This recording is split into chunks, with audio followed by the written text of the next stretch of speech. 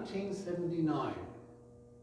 It's actually a two-part Cowenhoven, because I made, in 1979, I was working under my anglicized name, which was Conover.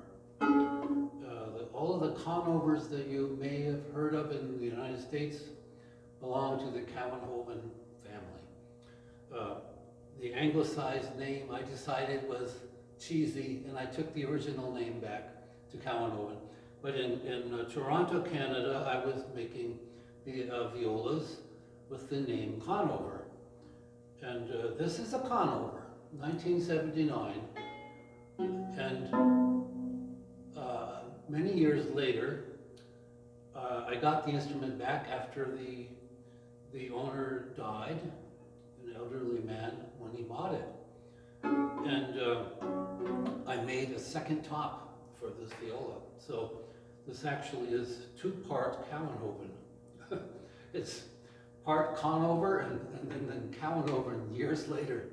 And I was really very successful with the second top. First of all, I had much more experience. And I decided to give this viola dignity because there were some things that were really successful about this viola. The scroll is so original to the Gaspar that I knew very well. Why did I know this original Gaspar so well? Well, I knew the owner. His name was Stephen Condax. He was the principal violist of the Montreal Symphony, and he was a very good friend.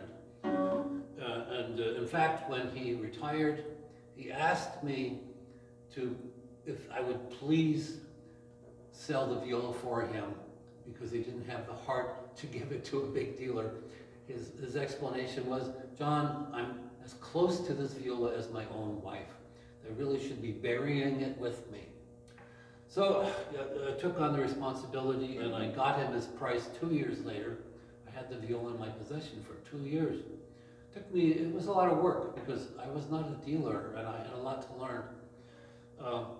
But I did get him his price, and I had the viola around to study, obviously. And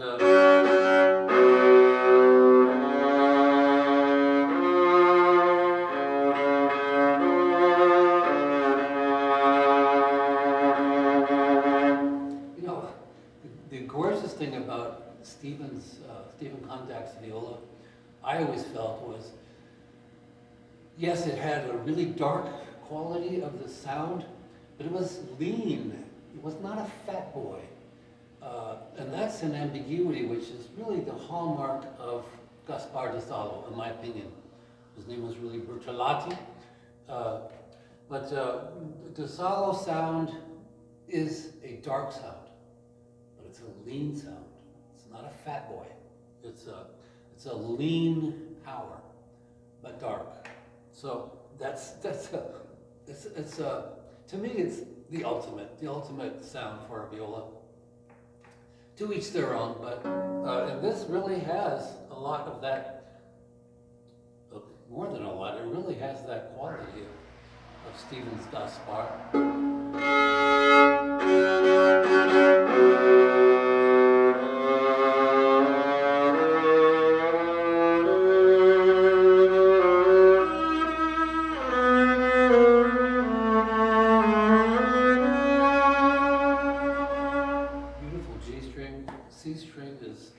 Yes, that quality, lean and dark and powerful, the whole instrument.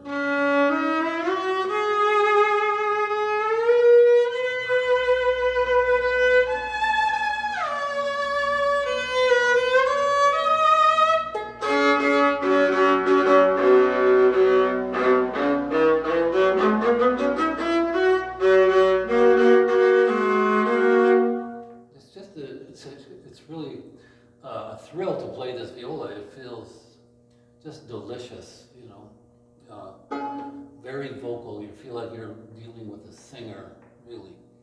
So,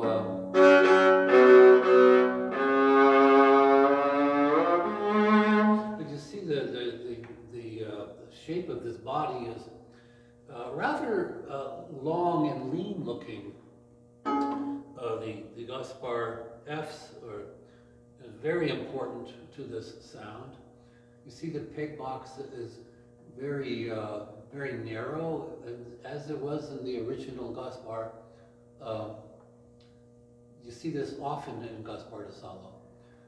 And well, I really nailed this girl, I must say. And I was a young talent, but I had a lot of talent as a young maker. But there were so many more things that I was savvy to years later that I decided to make a new top for this viola. So this is a two-part Kawanova in 1979, and I forget what year I made the top. Many years later, and it was so totally successful. I'm glad I did it. Frankly, the work is just a little bit different from my work in 1979. So it's probably, it's probably going to be confusing for experts and dealers in the future. So yeah, I mean, so this is my public statement. It's all me. The whole thing is me. There's nothing to question. The entire instrument is my work. It's just, 1979 and then years later. I mean, I made my first instrument in 78, so this is very early in my career. But it was an inspired work because, I mean, I had the responsibility to sell Stephen's viola for him. I promised it would never leave my hands until I found the right owner. And I did my job, and he got his price, and so I learned a lot from that Gaspar, being so intimately connected to it for that time. So yeah.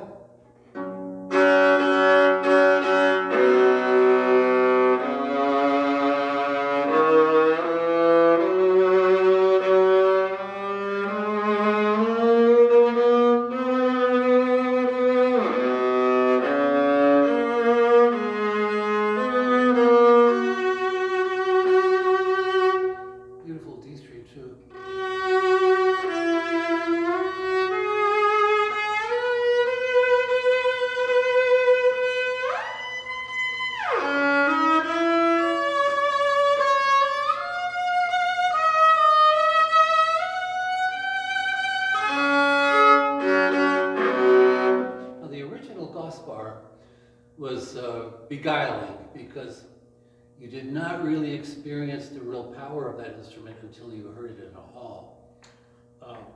That's a lesson. But well, my instrument sounds great in a hall, definitely, and in any other environment. But I did notice that about the original instrument, which was very well papered, by the way. It had Rember Wurlitzer and Hill papers. The instrument was entirely original, with Rember Wurlitzer's signature, which was important because some of the later papers had Dario De Tiri, who was also a friend of mine and great man. But the most valuable Wurlitzer papers really have the Rember Wurlitzer signature, actually.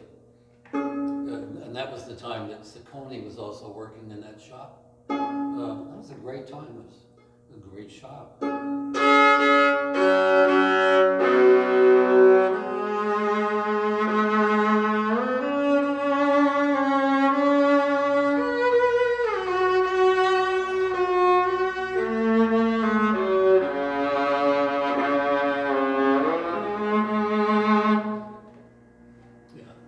Somebody out there should try this. If you have a lot of technique and good taste, you'd enjoy this viola.